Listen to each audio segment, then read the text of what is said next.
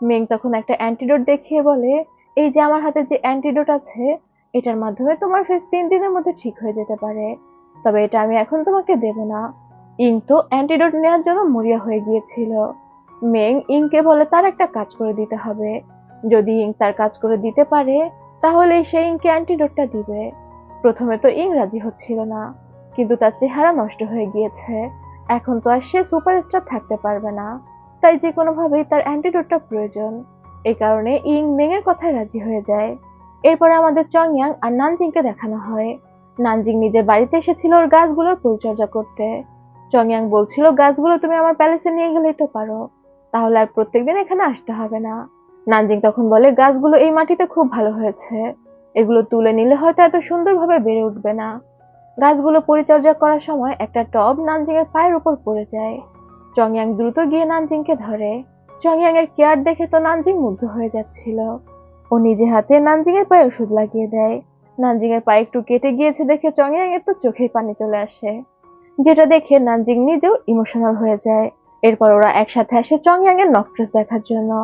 আর এসে দেখতে পায় এতদিন 3টে পাপড়ি ফুটেছিল, এবার আরো একটা যোগ হয়েছে, মানে 4টা পাপড়ি ফুটে গিয়েছে।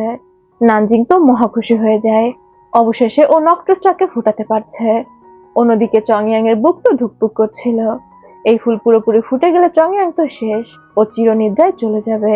ওরা যখন সেখান থেকে ফিরে আসছিল, নানজিং প্রচন্ড উচ্ছ্বাসিত ছিল। ও শুধু নকটসটা নিয়েই আলোচনা করছে। ওর খুব গর্ববোধ হচ্ছিল যে ও নকটসটাকে ফুটিয়েছে। নানজিংকে আরেকটু খুশি করার জন্য চংয়াং সেখানে তুষারপাতের ব্যবস্থা করে। তবে নানজিং এবার বুঝতে পেরে যায় যে এই তুষারপাতটা চংয়াং এ করাতো। ইভেন প্রথম দিনও যে তার উপর তুষারপাত হয়েছিল, সেটা চংয়াং এ করিয়েছিল। চংয়াং তাকে ভালোবাসে, তবে এই বিষয়টা প্রকাশ করে না। চংয়াং নানজিং এর খুশি দেখে তো মুচকি মুচকি হাসছিল, কিন্তু হুট করে তুষারপাত বন্ধ হয়ে যায়। নানজিং মন খারাপ করে বলে, কি ব্যাপার, তুষারপাত কেন বন্ধ হয়ে গেল? চংয়াং তখন আবারও চেষ্টা করে তুষারপাত করানোর, কিন্তু সে করতে পারছিল না। চংয়াং এর পাওয়ার আস্তে আস্তে কমে যাচ্ছে। চংয়াং এর তখন প্রচন্ড মন খারাপ হয়। এরপর চংয়াং একা একা ওর বাগানে যায় এবং হাত দিয়ে একটা পাথর সরানোর চেষ্টা করে, কিন্তু ওই পাথর তো চংয়াং সরাতে পারে না, উল্টে ওর হাতেই আঘাত পেয়ে যায়। চংয়াং বুঝতে পারে যে ওর অবস্থা দিন দিন প্রচন্ড খারাপের দিকে যাচ্ছে। এরপর আমাদের পরদিন সকালের দৃশ্য দেখানো হয়। শেং, চংইয়ং আর নানজিং তিনজনে একসাথে খেতে বসেছে, কিন্তু নানজিং আর চংইয়ং এর তো রোমান্সই শেষ হচ্ছে না। এটা দেখে শেং এর অনেকটা বিরক্ত লাগে। এই সমস্ত খাবার নানজিং তৈরি করেছিল। চংইয়ং যে খাবারটা নিতে যায় শেং আটকে দেয়। শেং তখন জানায় ওই খাবারটা ও নিতে চায়। চংইয়ং নিজে হাতে শেং এর প্লেটে খাবার তুলে দেয়। নানজিং তখন বলে, না তুমি খাচ্ছ না, তোমার ভাইকে খেতে দিচ্ছ। ও উঠে গিয়ে চংইয়ংকে বলে, চলো আমরা বাইরে খেতে যাই। শেং তখন বলে, আমিও যাব। নানজিং এবার ইচ্ছা করে চংইয়ং এর গায়ে হাত বুলিয়ে বলে, আমরা দুইজন তো রোমান্স করব, আমার কোনো আপত্তি নেই তোমার সামনে রোমান্স করতে, কিন্তু তোমার ভালো লাগবে তো? শেং তখন প্রচন্ড বিরক্তি নিয়ে চুপ করে থাকে। একটু পরে দেখা যায় শেং অন্ধকার ঘরে বসে আছে। চংইয়ং শেং এর কাছে এসে বলে, তোমার কি হয়েছে, তুমি কেন নানজিংকে সহ্য করতে পারছো না? শেং তখন বলে, ছোটবেলা থেকে আমি তোমার ফ্যামিলি, আমি আর ইং তোমার একমাত্র ক্লোজ, হুট করে এই মেয়েটা কোথা থেকে এসে উড়ে বসেছে, তুমি তাকে এত বেশি প্রায়োরিটি দিচ্ছ। তুমি ভুলে যেও না সে তোমার জীবনে শুধুমাত্র একজন পথিক। চংইয়ং তখন বলে, শেং আমি সত্যি নানজিংকে ভালোবাসি। এটা শুনে শেং এর অনেক রাগ লাগে, আরো ঘর থেকে বের হয়ে যায়। কিন্তু তখনই নানজিং ভিতরে আসছিল। নানজিং ভেতরে এসে চংইয়ংকে বলে, আমি কি তোমার জীবনে শুধুমাত্র একজন পথিক? চংইয়ং তখন বলে, তুমি কি বাইরে দাঁড়িয়ে কথা শুনছিলে? নানজিং চংইয়ংকে বলে, আমি যদি তোমার জীবনে শুধুমাত্র পথিক না হই, তাহলে তুমি আমাকে কবে বিয়ে করছো? চংইয়ং নানজিংকে সোফায় বসিয়ে ওর কাছাকাছি গিয়ে বলে, তাহলে কি তোমার মাথায় এটাই চলছে, কবে তুমি আমাকে বিয়ে করবে সেটা? নানজিং বলে, অবশ্যই, আমি তো সবসময় তোমার সাথে থাকতে চাই, কেন তুমি কি আমাকে বিয়ে করতে চাও না? চংইয়ং তখন দুষ্টু ইঙ্গিত দিয়ে নানজিংকে বলে, তুমি আমাকে বিয়ে করে কি করবে? এরপর আবার আমাদের মেংকে দেখানো হয়। মেং হুয়ালিংকে নিয়ে চিন্তা করছিল। যেদিন ওদের প্রথম দেখা হয়, মেংয়ের যে বাগান ছিল পাহাড়ের উপরে, সেই বাগান থেকে হুয়ালিং একটা ঔষধি গাছ সংগ্রহ করছিল। মেং সেখানে এসে জিজ্ঞাসা করে, এখানে কে? হুয়ালিং ভয়ে ভয়ে দাঁড়িয়ে যায় আর বলে, এই ঔষধি গাছটা আমার প্রয়োজন ছিল, এটা দেখে তুলে নিচ্ছিলাম, আমি জানতাম না এটা আপনার গাছ, আমি এটার টাকা দিয়ে দিচ্ছি। এটা বলে সে মেং এর হাতে 2টা কয়েন দেয়। তবে প্রথমবার দেখে হুয়ালিংকে পছন্দ করে ফেলেছিল মেং। মেং জিজ্ঞাসা করে হুয়ালিং কে। হুয়ালিং নিজের পরিচয় দেয়, সে একজন ডাক্তার, মেডিসিন প্র্যাকটিস করছে, তবে খুব বেশি অভিজ্ঞতা নেই।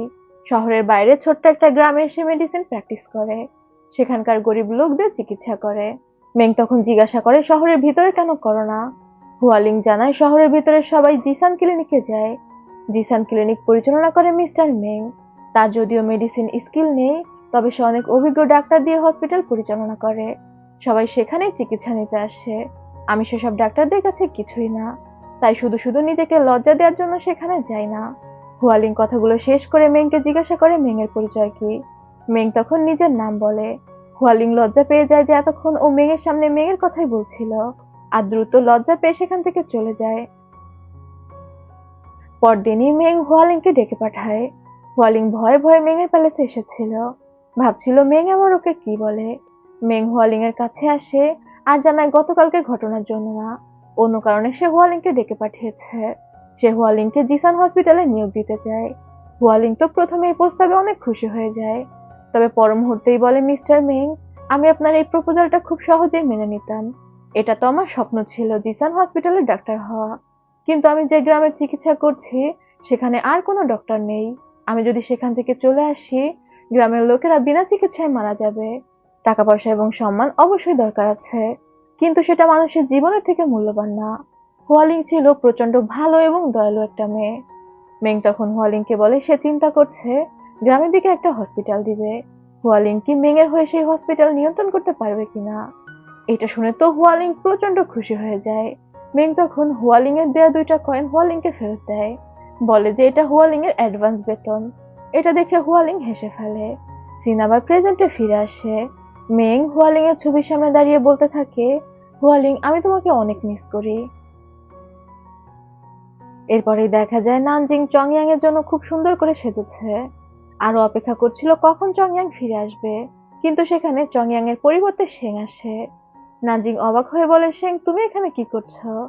শেং নানজিংকে ধরে নিয়ে যায় এবং একটা বাঁশঝাড়ের মধ্যে রেখে আসে। নানজিং তো প্রচন্ড ভয়ে চিল্লাচিল্লি করছিল। এদিকে একটু পরেই চংইয়াং ঘরে ফিরে আসে। এসে দেখতে পায় নানজিং ঘরে নেই।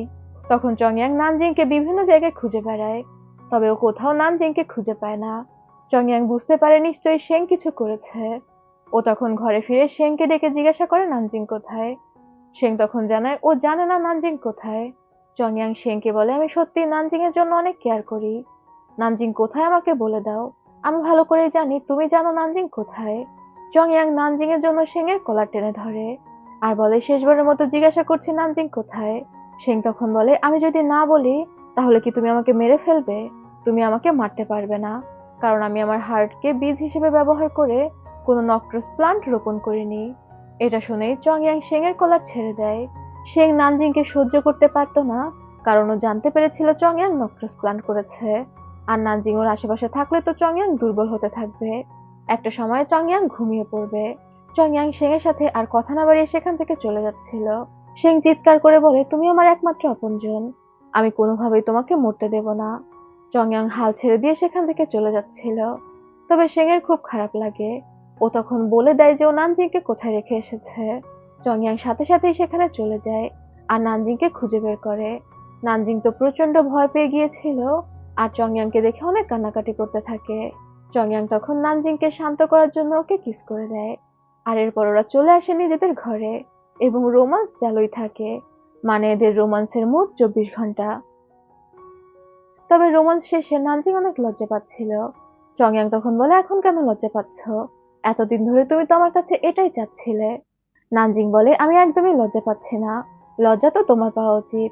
এতদিন ধরে তুমি আমাকে পছন্দ করতে, কিন্তু এমন ভান করতে যে তুমি আমাকে একদমই পছন্দ করো না। এটা শুনে চংইয়াং নানজিংকে জড়িয়ে ধরে। এরপরে চংইয়াং চলে যায় ওর নক্ট্রাসের কাছে, গিয়ে দেখতে পায় নক্ট্রাসটা প্রায় ফুটে গিয়েছে, শুধুমাত্র একটা পাপড়ি বাকি আছে।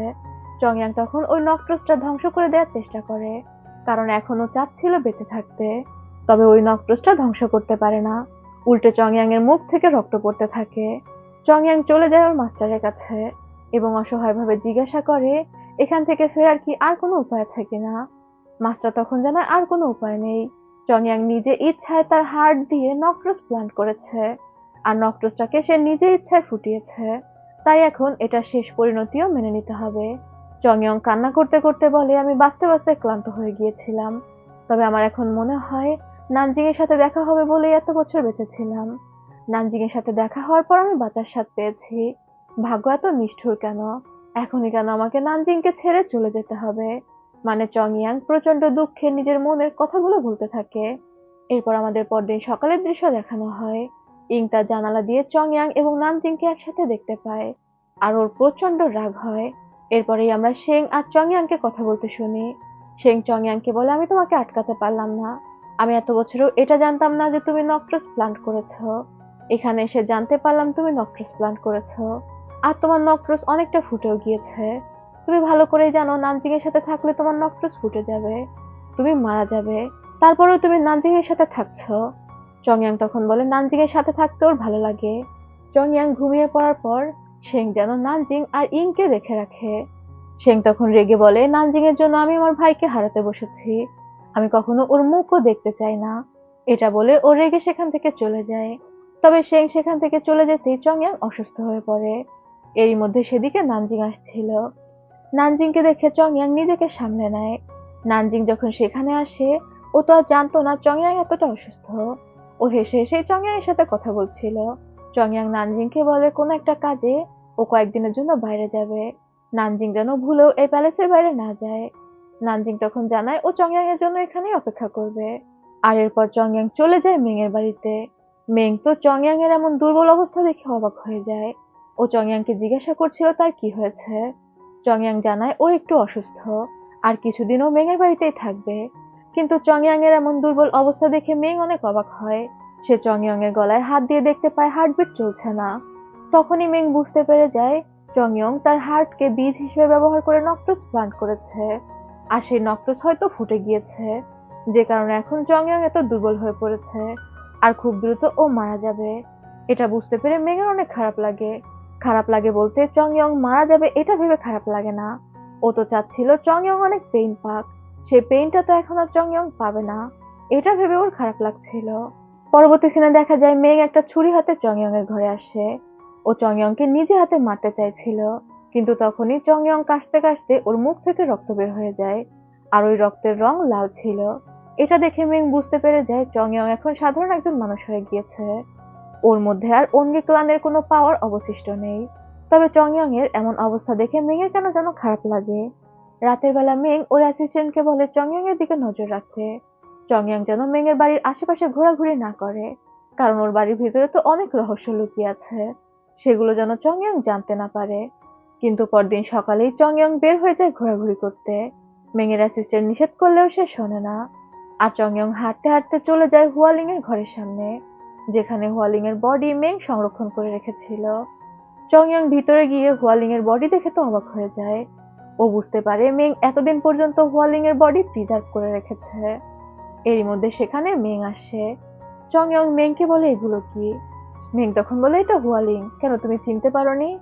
চংইয়ং বলে, আমি জানি এটা হুয়ালিং, কিন্তু তুমি ওর বডি এভাবে প্রিজার্ভ করে কেন রেখে দিয়েছো? ও তো মারা গিয়েছে।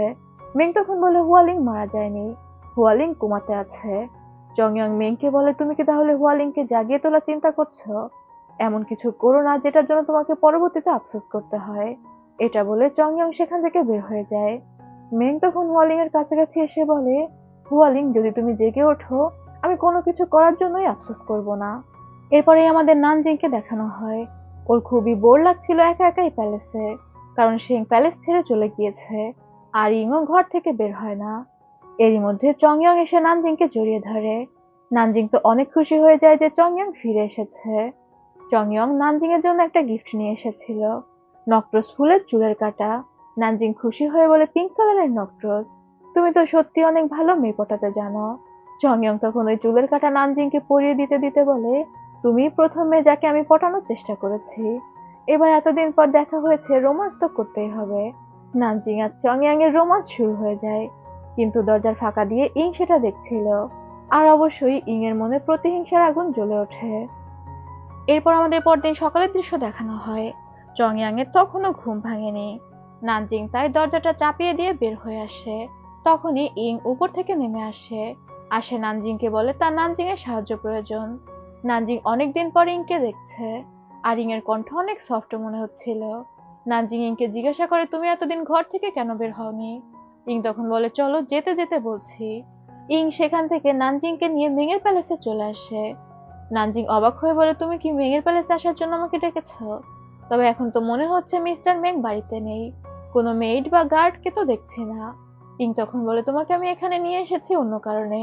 যেহেতু এখানে চলে এসেছো, আস্তে আস্তে সবকিছু জানতে পারবে, এত অধৈর্য হওয়ার কিছু নেই। এরই মধ্যে দুজন গার্ড এসে নানজিংকে ধরে ফেলে।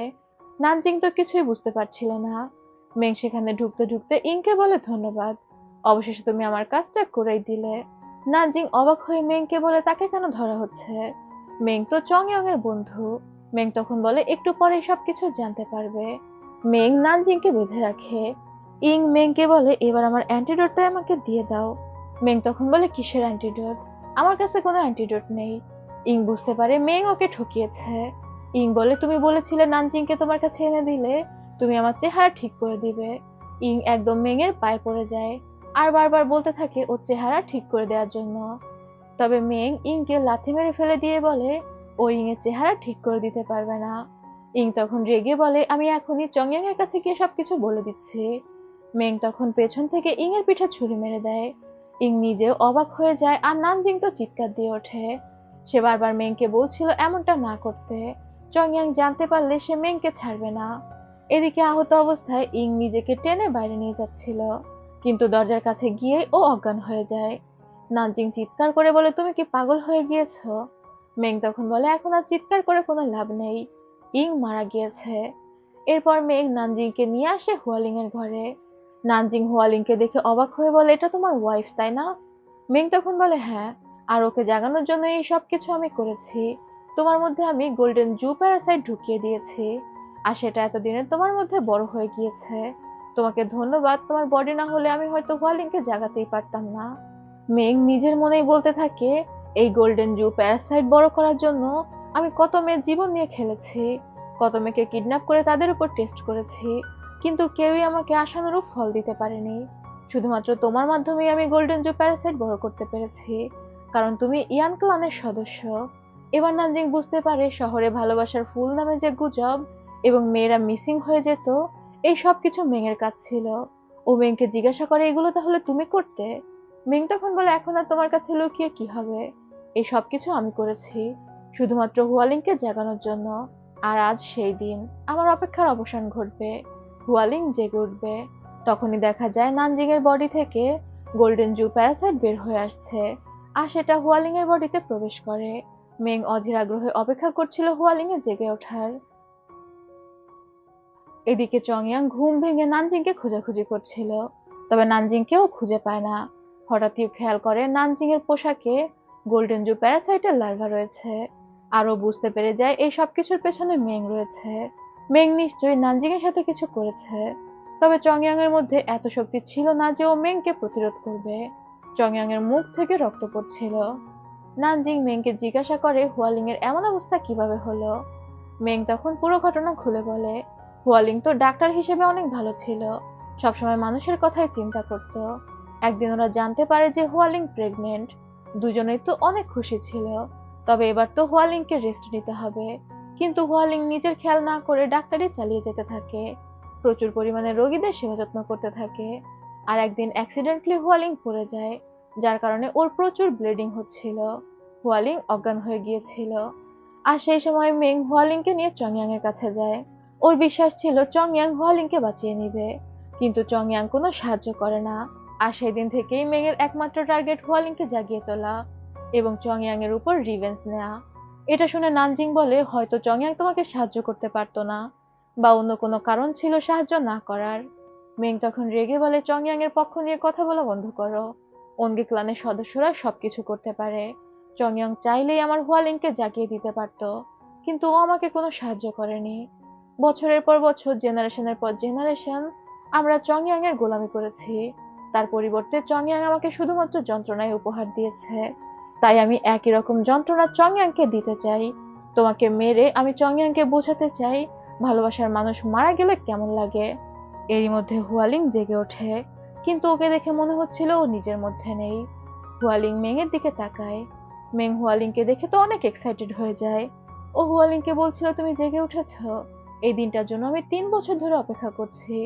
হুয়ালিং মেংকে কিছু বলার চেষ্টা করছিল, কিন্তু তখনই হুয়ালিং এর বডির মধ্যে কিছু একটা হতে শুরু করে, আর হুয়ালিং আবারও নিস্তেজ হয়ে যায়।